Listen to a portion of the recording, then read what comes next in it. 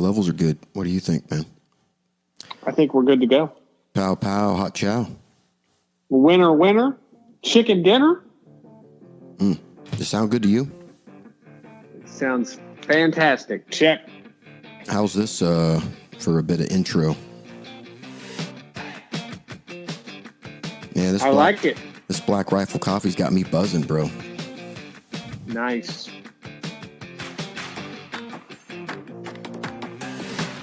Ladies and gentlemen, boys and girls, welcome once again to another episode of Heart of the Volunteer Veterans Podcast. This is your Monday mandatory motivation. And once again, we're your hosts, Josh and Chris, and we're ready to get your week started off.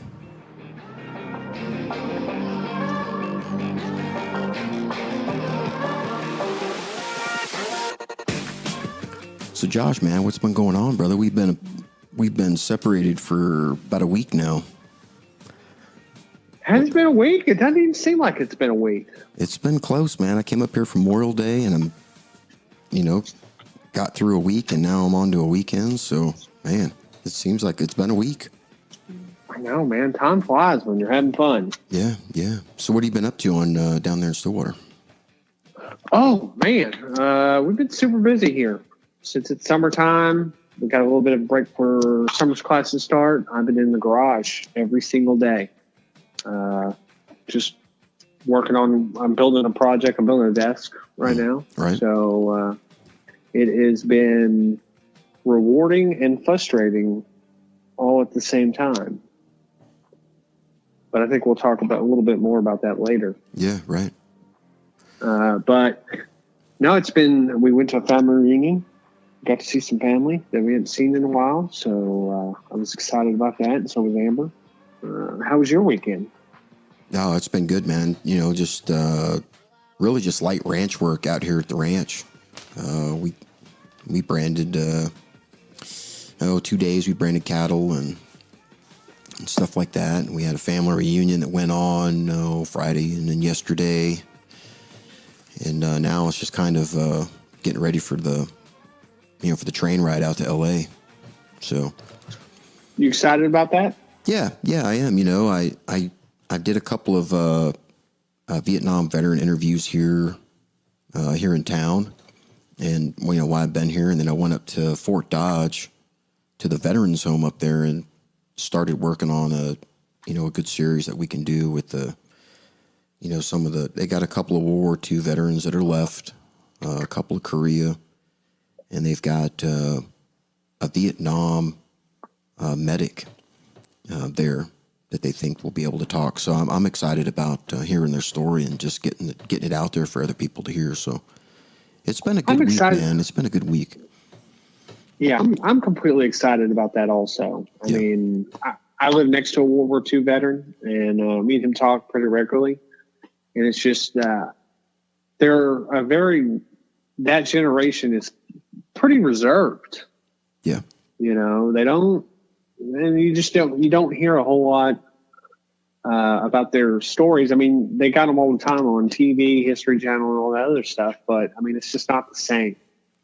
What's crazy about that, Josh, is the fact that out of the 16 million Americans fought during World War II.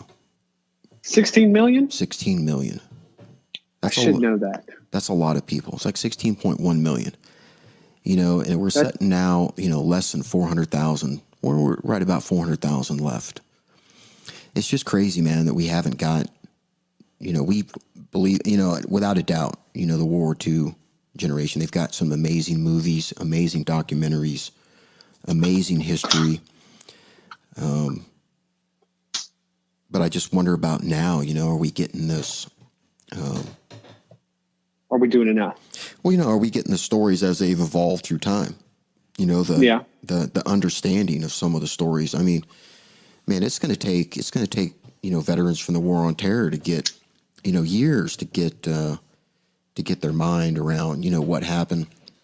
And I think the other thing is as the world changes and the influence or the historically what we did doesn't matter.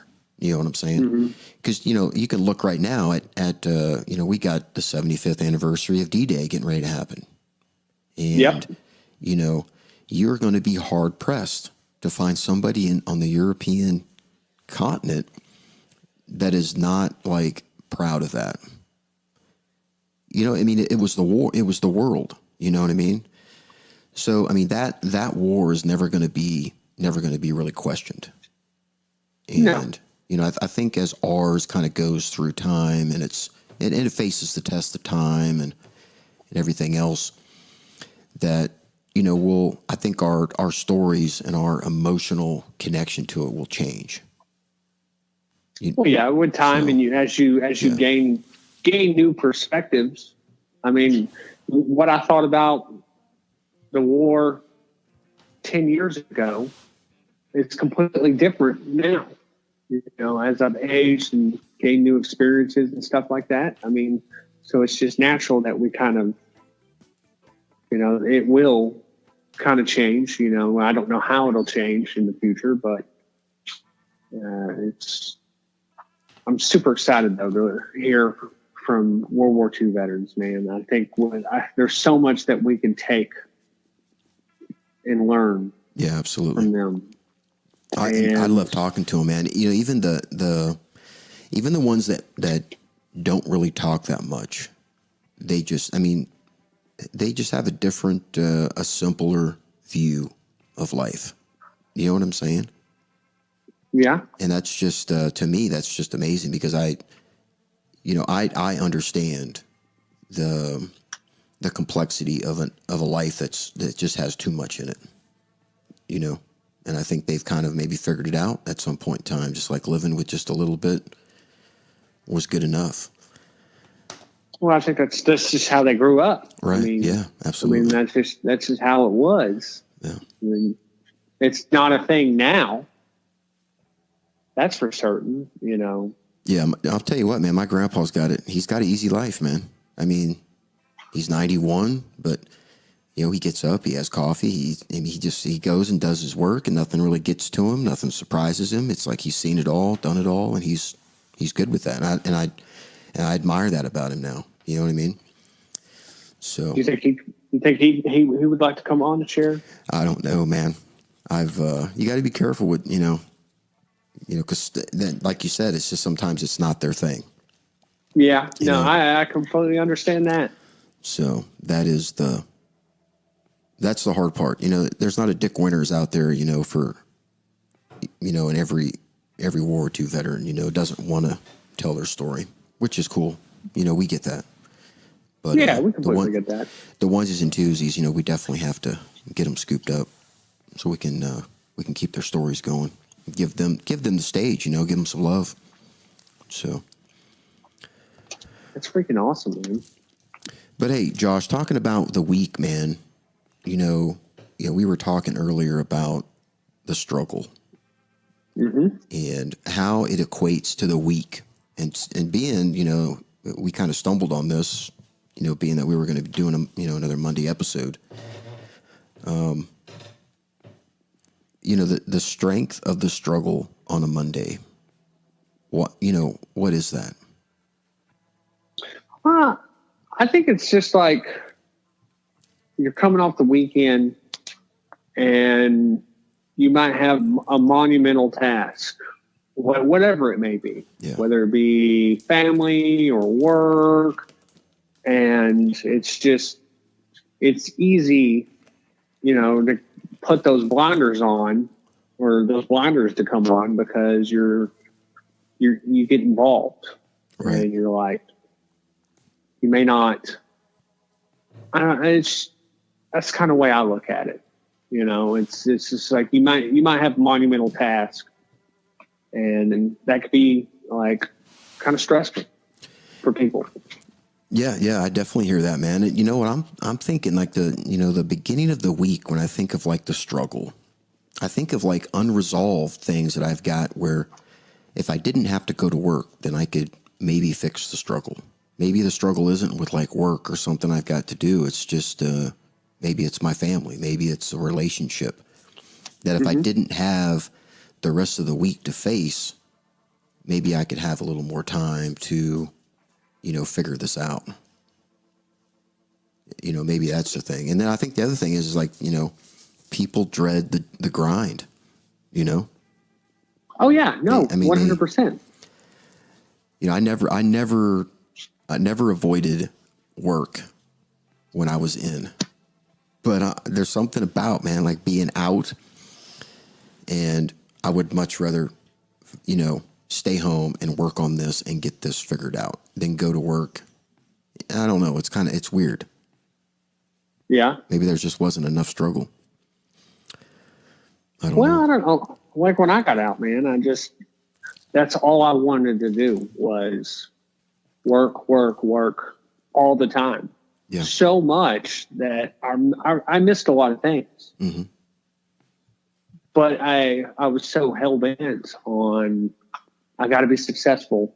I have to keep a certain standard because we get taught that in the military. Right. Right. It's like we learn amazing things in the military, and it's trying to transfer those things over and then go out and, like me and you were talking earlier, it's like while you're in the military, if you don't know something, there's usually someone there that's going to give you some advice. Right.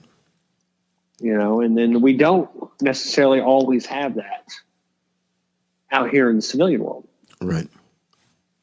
Well, the nice thing we were talking about, Josh, is like, while we were in and every other veteran that was in, regardless of your branch, when you had struggles, they weren't unidentifiable. You knew what your struggles were. Yeah. You had good leaders, average leaders, poor leaders, whatever, that were pointing it out in their fashion that, hey, you've got a struggle and this is what it is. So it's easy for you to get, feedback. And I think that's one of the problems. We don't get a lot of feedback out here to know that we're struggling with something. So it easily turns into something that is depressive because we can't figure it out. Mm-hmm. But no, man. Yeah. It's like you got to be able to see it. Right. It's like taking that time out to be like, okay, what's my problem? Yeah. All right. I mean, I think that's the key thing right there. And it goes to what we were talking about earlier is recognition of your problem or your pinch point.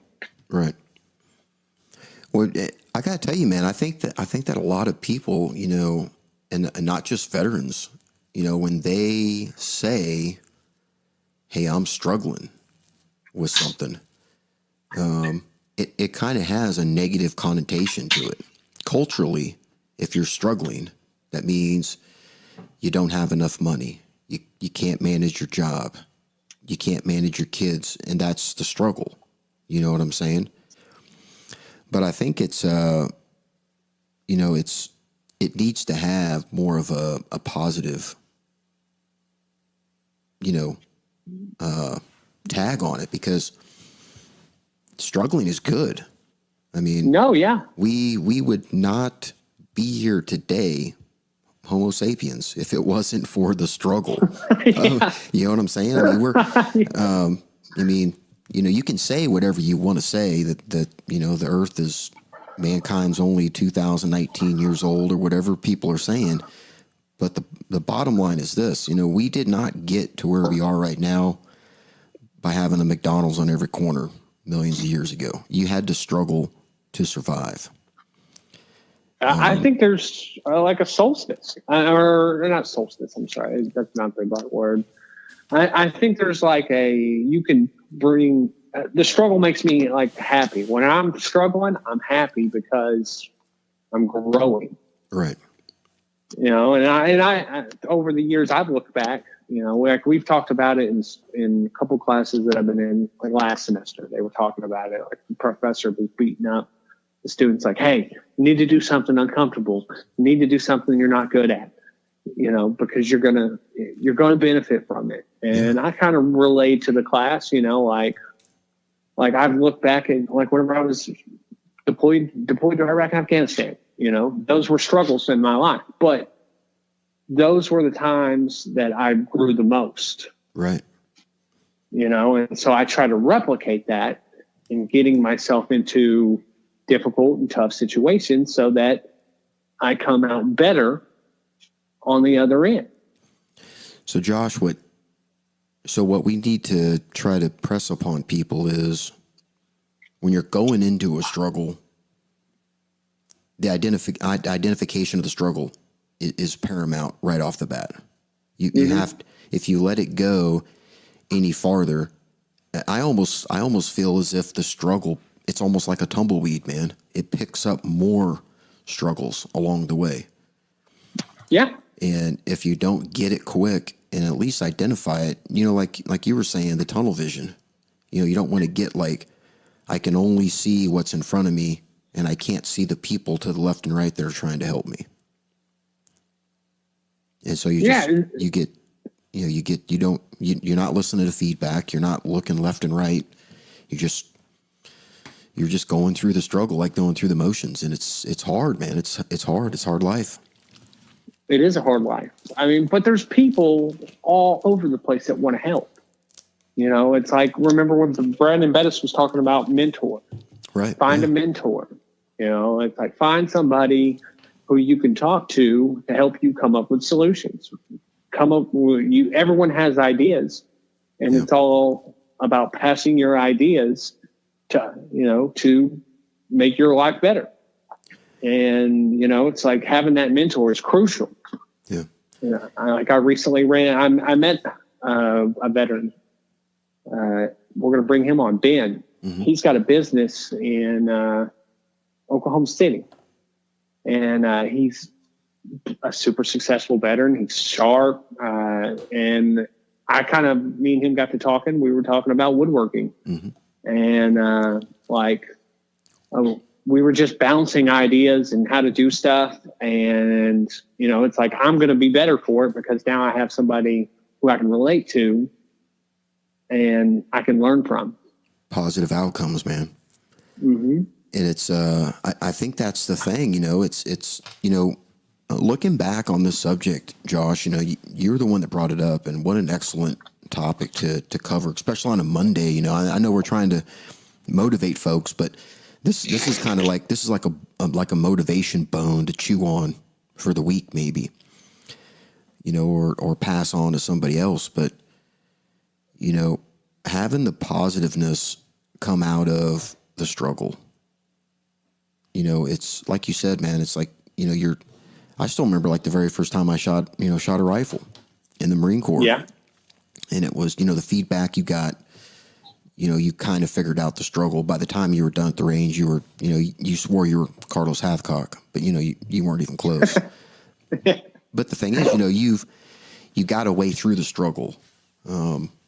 It's tough out here, man, when you kind of feel like you're, alone and unafraid out there trying to make these choices. It's, it's not hard. We've got good perspective, right? We talked about the struggles we've been through during the service and what that means out here. So like having the mentor, man, and having a good sounding board. Hey, I'm going through this, and I think I'm going to do this. And somebody that's already been through it, much like all the guests that we've had on the show, they're giving away, man, for free, these nuggets of gold on how to get through some of these situations, Every guest that we've had on our podcast, I've learned from. Yeah. In some form or fashion. Absolutely, man. And I think that people we as a community should do more of that. Yeah. It's like learn from everything, like be a sponge. Right. If you're not learning, you're not moving forward. You're not growing. That's what I think. Right. It's like you have to be consistently sponging information and growing and learning new things. Right. Because if you're not, you're just, the world changes on the dime. Yeah. And go ahead. We were saying, Josh, is like, you can't you can't be any kind of any good to anybody if you yourself aren't personally good. Because the struggles, man, they take time, they take personal investment, and they take energy away from the things that matter to us. So when somebody's like, hey, my family's the most important thing to me, it's perspective that needs to be applied and be like, hey, this has a simple solution. Maybe I'm making too much of it, and like we said, you've got to identify it. Just like any mission in the military, any objective, you've got to identify, what the problem is, and take it from there. No, that's an excellent point. And like before we came on the air, we were talking about like as far as gaining perspective and all that stuff. Looking back at your military, it's like you survived it. Yeah. One way or the other, you survived it. So we have all the tools and experiences to survive anything that's kind of thrown towards us. There's a solution. It's just recognizing it, coming up with a plan, and executing. Right. I think the purpose, we always talk about, purpose, direction, and motivation, and that's the whole, that was our whole premise, as young leaders, back in the day, give everybody purpose, direction, and motivation. And, I haven't heard that in a long time. Yeah. Well, here's my thing, man. It's like, it's timeless, because I think, with that purpose, no matter what you've got, if you've got a negative struggle going on, it's negative. If you got purpose behind it, it's like, look, I'm going to go through this and we're going to get it fixed, and maybe through this whole process, I can do some kind of emotional cleansing, detach myself from the emotional portion of this, apply logic to it, get kind of above it and away from it, and try to understand this negative struggle for what it is, and try to make as much, positive growth that you can out of it. Yeah. And that's hard to do, man. It's hard to do because because we're individuals, and, no matter what anybody tries to tell themselves, when it comes to you, you will talk to yourself in a very super ego way. It's going to be about you, because you want to survive.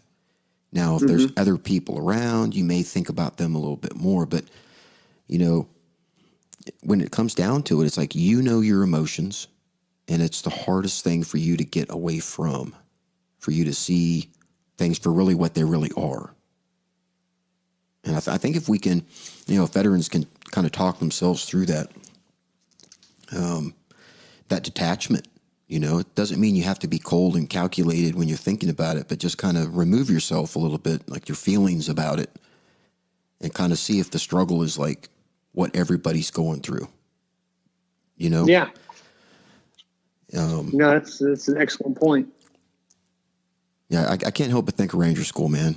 Because, my sergeant major told me, he's like, it's going to suck. Sergeant Major Coleman told me, he goes, it's going to suck. Just look around. That's all you have to do.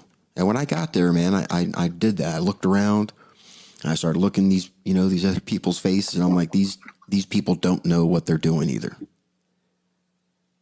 So I'm perfectly fine. Now, as other people start getting it and I'm not, I'm struggling. But that's the thing, we go through these things, and sometimes we have to struggle through it.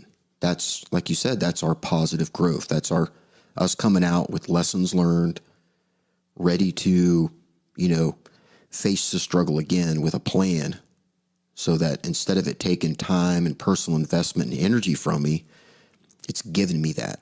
It's given me time. It's given me personal investment and energy to give back to those that matter in my life, or things that matter. So it's a win-win. It's important too. You can't, you have to make sure that you do make that time for the things that matter, because then otherwise, why do we do what we do? What do you mean, like live? Why are we living? Well, no, I mean, like, It's like if you have a family, but you go out and provide for the family. It's like if you don't take time, to live with, be around the family, instead of just focusing on just trying to make money, Yeah. you miss out. Well, And that kind of drives into like the next point, man, which is that inner contemplation. You've got to look at your struggle and figure out, is it really a struggle? mm-hmm.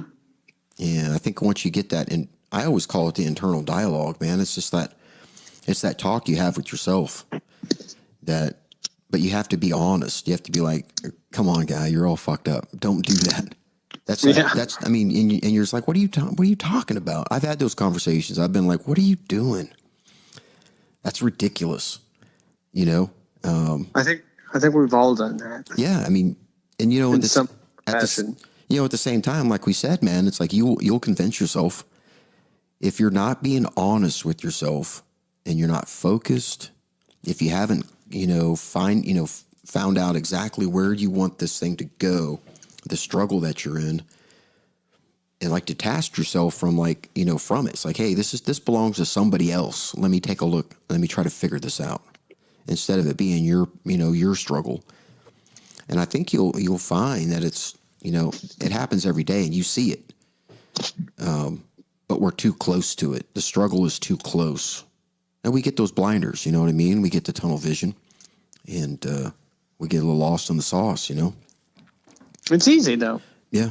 I mean, it really is. I mean, it's easy. I mean, you have to be kind of disciplined in a way to kind of like look at those blinders. Hold on, I got my blinders on. Let me take time out and pull these off to make sure that I'm not missing anything. Yeah. Well, the thing is, man, it's like I was, work with horses a lot here, on the ranch. My uncle, he's an old farrier and all that kind of stuff. But I always think of like the blinders of those plow horses, Yeah. They put those blinders on there so they just kind of keep looking straight ahead. Plow your row. Don't look to the left and see the lush green grass and the little creek running over there for you to get a drink. Just keep focused. But the thing is, that would be a positive thing, for that species and that event. For us, that's not the case, man. We've got to have our head on a swivel, and you can't see an ambush before it comes if you're just looking down at your feet. It's not going to happen. You're going to walk into it every single time. You have to be self-aware. That inner contemplation, man, working through problem after problem logically, working on yourself. That's what inspires action. Once you figured it out, that, from there, it's a plan. And that, and to get through it.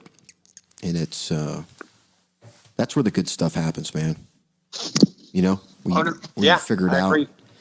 And then you really, I think at that point, man, that's where like you really get grounded.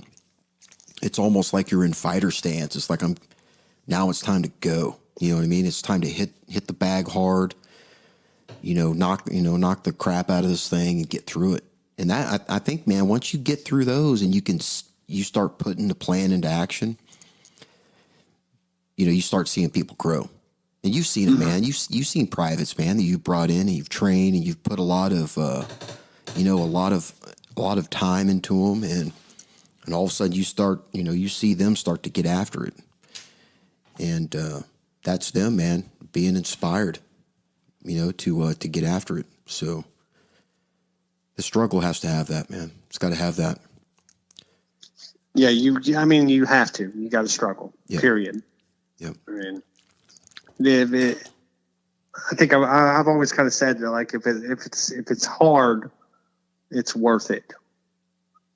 If it was easy, then it's probably not worth it.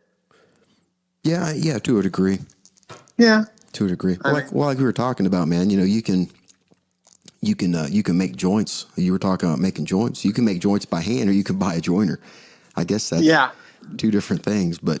Well, it really depends on what you're trying to accomplish. It's like earlier I got to talking whenever I was talking to Ben, and he's a woodworker. Mm-hmm. He didn't.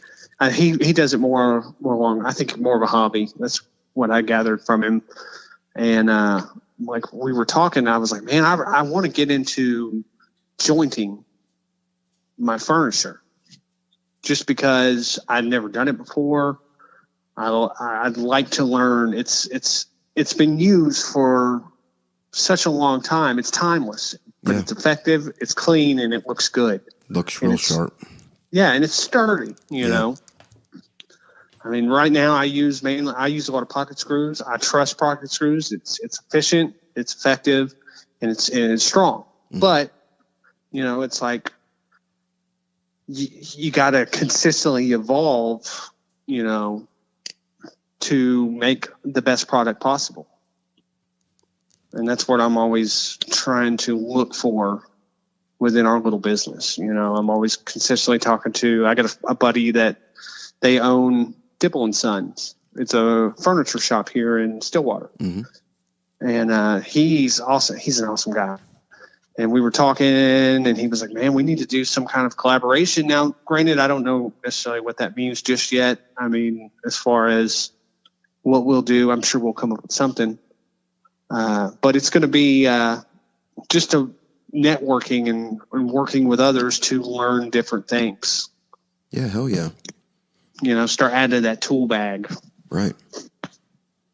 And I gotta tell you, man, I'm excited for you to get some more of these connections, because I mean, me, man, I love to carve. I like to I don't do the big stuff like you do, just the little stuff. But man, I like getting some skills and get some ideas, and I'm ready. Well, I mean, I'm ready for that. This whole thing, it started just as like the wife's like, hey, build something for me. And then I'm like, I got in here and it's so therapeutic. Yeah. Yeah. If I would have known this 10 years ago, I would have been doing it. Right. No questions asked, but you just don't, the blinders are on. You don't open yourself up to new experiences and stuff like that. Yeah. And it's like, man, why have I not been doing this for so much longer? Because I feel so much better when I'm here in the garage, because I'm sitting here and I'm thinking the entire time while I'm building something. Right. And I look at it as therapy, Now, Josh, you were talking about pocket screws versus joining. And, yes. we were talking about the progression of struggles. So literally, like, when you started building furniture, obviously you can you could drive a screw, but you are progressing through a struggle. Because here's the thing: building furniture in that realm, it's a struggle. You're always for you, you're always pushing your skills, trying to make a different design feature in everything that you make. And that's your struggle, is to work through that. So one, you don't make a mistake and waste materials, and that when you come out of the struggle, you're going from pocket screws to jointing. And through that struggle, you literally went from like being a pocket screw guy to being like being able to make joints by hand. Mm-hmm. The struggle for you, totally positive when you come out the other side. For everything. I mean, for your furniture, your name, your craftsmanship. So the struggle, it's everywhere. It's everywhere we are. We live in struggle every day. And it's not that it's not really that hard. We just have to see it for what it is. And I never look at it as a struggle. Right. Yeah, absolutely. It's more of a game, right? Yeah. It's like, I mean, granted, I do get upset sometimes because wood is not always, it's temperamental, and it's like you have to be very precise and pay attention to what you're doing, because if you cut too much, you gotta get a new piece of wood. Yeah. I mean, if you cut too little, you're still good, but but it's exciting too. It's like, okay, I need to do this and I need to do this, and there's a playbook. Yeah. Yeah. And as long as you follow the playbook and make sure that you do all the steps that you're supposed to do, anybody can do it. It's like I would love to see more and more veterans get into woodworking. Right. Yeah, definitely. Because it's an excellent, you can make people want hand-built stuff. Mm-hmm. That's just not very many people do it. I mean, it's not as common as I think it should be. It's like the World War II generation. Everybody built everything. Yeah. It's like we should get back to building our own stuff. Making our own. What is the trend, man, in the woodworking as far as like the wood? Because like that book, that World War I, World War II book that the county put together here. Mm-hmm. Those paper products, man, in that book. I literally went and looked at other books because I was at the library, doing some research and stuff for the episode. I was literally picking up books, man, and the paper is different. It's like the wood was more mature, like sturdier, of a different stock than what we have now. It's like we're growing trees that are like a foot tall and harvest them like the next week. You know what I mean? Well, yeah. And trying to make wood out of it. Well, I think it's just as, the stuff that I build, I build with a little bit of everything, Mm-hmm. From pine to Douglas fir. Yeah. I like to build with pine and Douglas fir just because a lot of people, they're like, oh, that's cheap wood, but you can make beautiful pieces out of those. Yeah. Me and Ben were talking about that. I was like, man, I wish people would, they build houses with that. Yeah. Right. Yeah.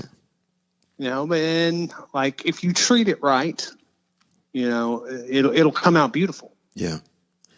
But just it takes a little bit of time and effort. Hey, so what have you been looking at? Do you do much like carving, or are you just have you gotten into any of that?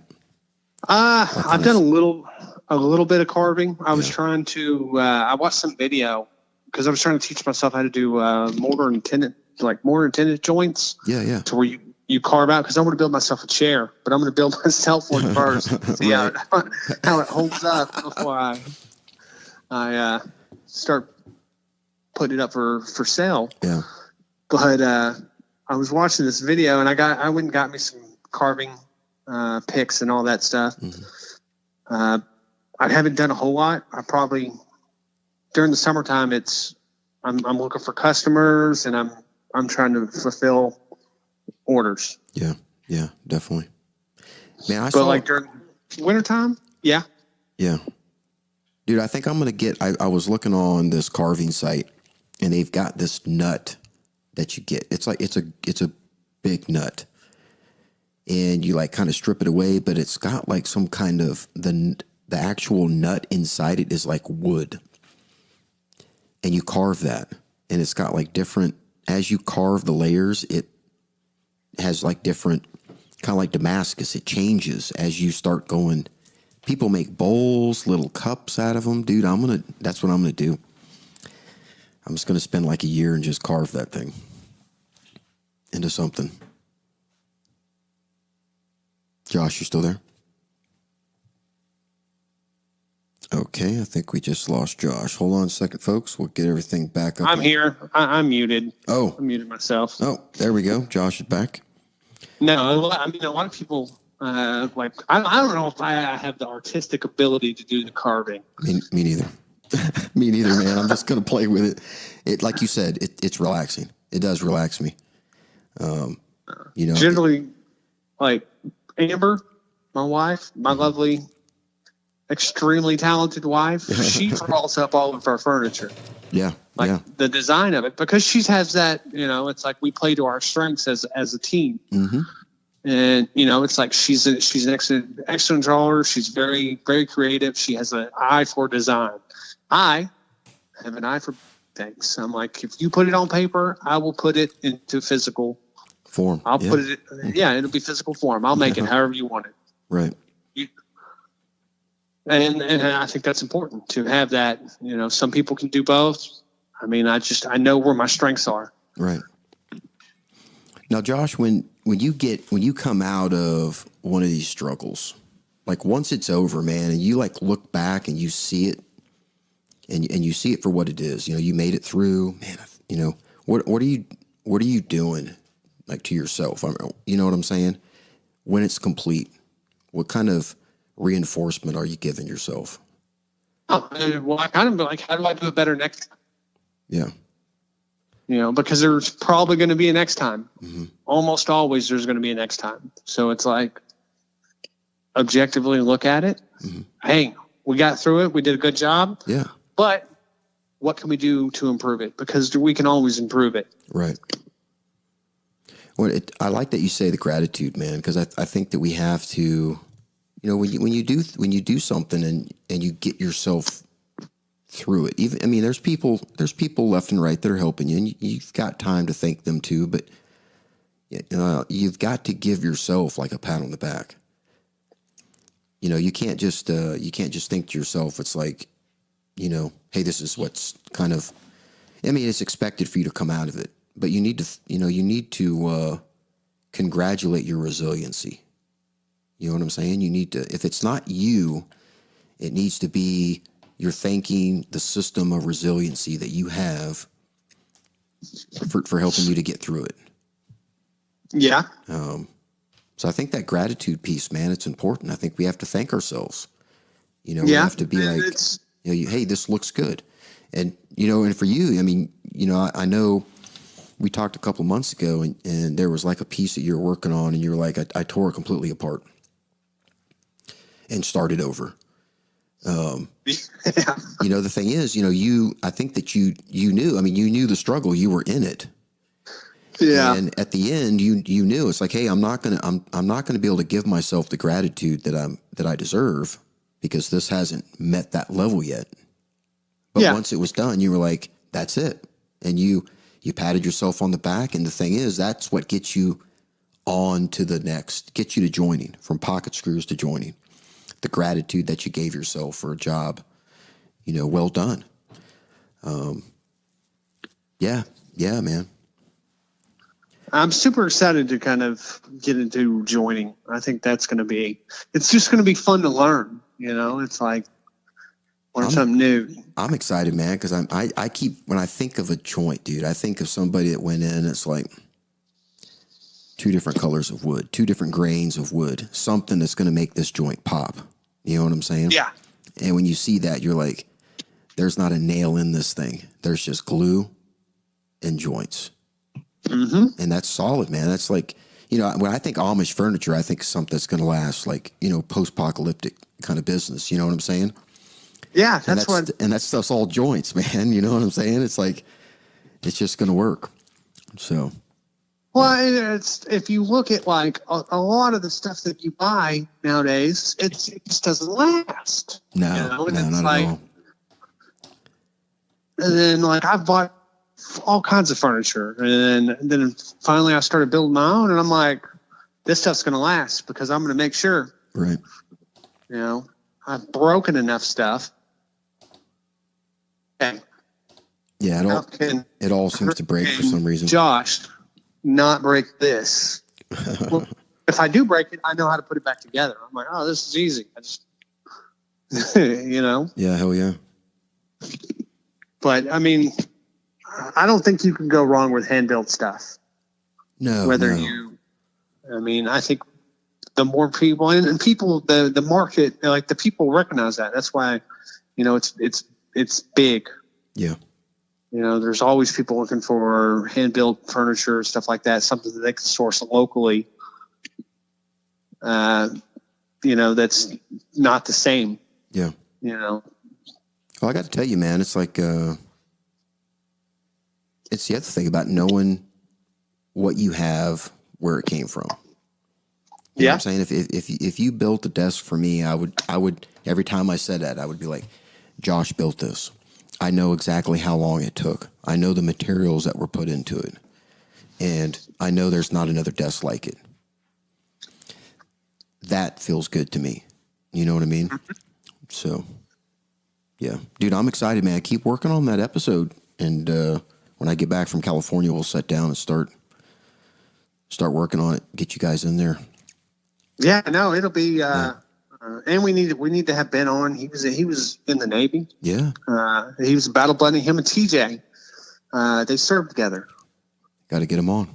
I was talking to him about it last night, and Ben, he seemed like he was he was happy to come do it. I mean, he's a sharp guy. He knows what he's doing, and he's very successful in what he does. And I think we can learn.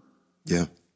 From that success. The more successful people that we bring on, our listeners, our veterans, they're going to learn. It's like you can never go wrong by listening to other successful people and adding that to your toolbox to increase your successfulness. Yeah, mentors, man. Adding mentors to your kit bag.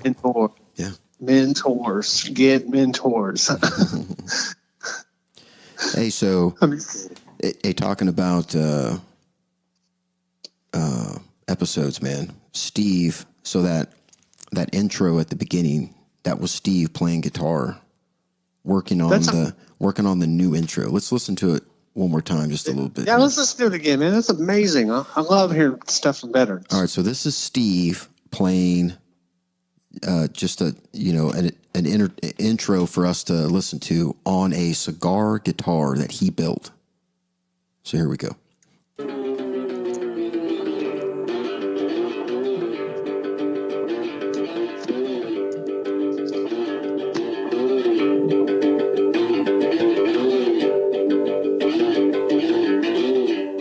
That's pretty good, man. It is. I don't even know what a cigar guitar is. Was it one of those little tiny ones? No, it's you take a cigar box, so whatever can fit, like I guess like Romeo and Julieta's, like 24. So it's about almost a foot long and about maybe 9 inches wide is the body, and he just takes a fretless body, man, or a neck, and just runs it up, and there it is. He just bolts it in there. I'm telling you, man, Steve is badass. Steve is crafty, dude, and he's even craftier now that he's out of the fog, dude, and he's rocking and rolling. And dude, yeah, I'm excited, man. I'm excited for this intro. I wish the viewers could have seen his painting skills. Yeah. Remember when we were doing his interview, and we were doing it over video, and so that we could see him and everything. And before we started, I saw his. I'm like, did you paint? Did you do the paint in your house?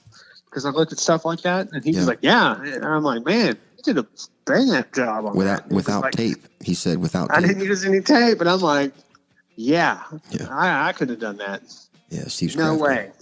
Well, the nice thing is Steve is back on his feet, man, rocking and rolling. He's got his hands into everything. He's a changed man. He's a changed man. We need to bring him back on so that we can do a follow-up. Just see how he's doing, Yeah, I think everyone needs to hear that. I think there's a lot of people, man, that made changes off of just what Steve's story. Myself included, And it's powerful, dude. That's what we do. And that's what makes it, that's what makes the veteran community so badass, is when we lean together, man, we can turn ships, turn the tide of battles. It's crazy, man. It's crazy. It's a good time, brother. It's awesome. Well, hey, we are rolling up on 50 minutes. Wow, has it been 50 minutes already? 50 minutes of fun, brother. Wow. Well, hey, what do you got? I'll let you close it out. So I'm going to tell everybody, hey, like, share, subscribe, tell everybody about it. If you don't like it, let us know. We'll fix it. Let's just get the word out there. There's a lot of veterans that maybe can learn from it. All right. There's veterans that want to come on the show. We got love for everybody. I would say, as you're going forth towards your objectives of this week, work on some networking. Continue to do the good work and network. You can never go wrong by networking with people, because you never know what you can gain from I mean, CEOs, super successful people talk about networking and the power of networking. So it's just keep it on your mind and always think about it. That's what I would say. Hell yeah. Find that mentor while you're networking. Yeah. That way you can make sure you get the one that's made just for you. Custom made mentor. So, but it's been awesome. And I hope everyone has a good week, a successful week. And thank you for joining us. It's not the same. We're doing this via the phone, so it's not quite the same dynamic. But we do appreciate everybody who does listen to us and follows us and shares our material. Please continue to do that, and I hope y'all have an awesome week. Go kick it in the ass. Kick that ass. Good talk with you again, Josh. Hey, brother, I do appreciate it, man. Let me get on the ground in LA, and I'll give you a call, and we'll start working on some stuff. Heck yeah, man! I can't wait. I can't wait till you get back. I'll be doing the due diligence of building furniture like we're on. All right, we'll let everybody listen to this, and I guess we'll catch them next Monday on Monday Mandatory Motivation. I like the new name. Yeah. Hey everybody! Hey, this is Josh and Chris. It's been a great time being with you. So stay safe out there.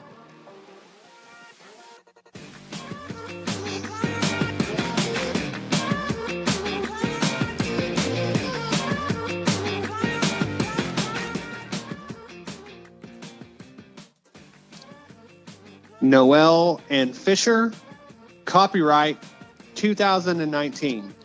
Boom.